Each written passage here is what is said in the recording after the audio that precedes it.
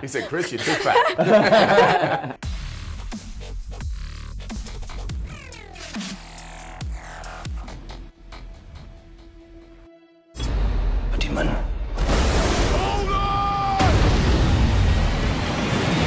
So Ron, why did you choose to work with Chris again?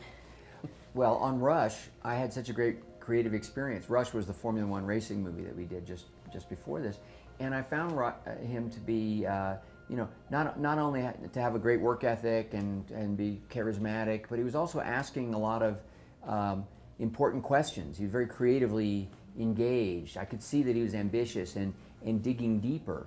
And with this character, I felt like it was another opportunity to sort of continue that kind of working relationship, only this time with a sort of an adventure story that I thought really could speak to audiences all over the world of all ages. And so I thought it was a exciting evolution from Rush. Okay, you've mentioned in some interviews that he made you lose some weight, right? Why would you say yes to that? Like, what is the thing that you need to see in the other person or in the movie that you're gonna say, yes, I will do it? Well, it wasn't that he made me lose the weight. It was well, that, yeah. Yeah. He said, Chris, you're too fat. We can't put this on screen. I mean, I love the story. And then when we talked about doing it together, we both acknowledged, okay, well, in order to do it justice and it to be real, we have to go to a place where we lose a lot of weight. And I can't say I want to do it again anytime soon. It's exhausting, and I had to do it in a way for Rush too, to be able to fit into the Formula One car. So it was kind of, by the second time I thought, that's it, I think I'm done with my weight loss kind of characters for a while.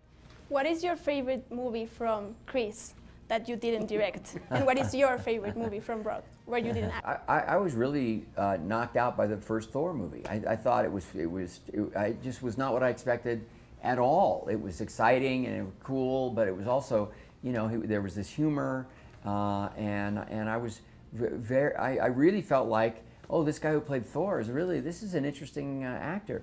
And when I started thinking about, when I got this audition that he sent in for Rush, and I realized, well, it has nothing to do with Thor. This is an actor with a lot of dimension.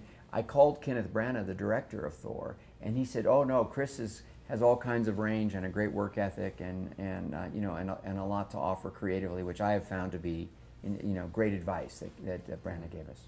Okay. Yeah.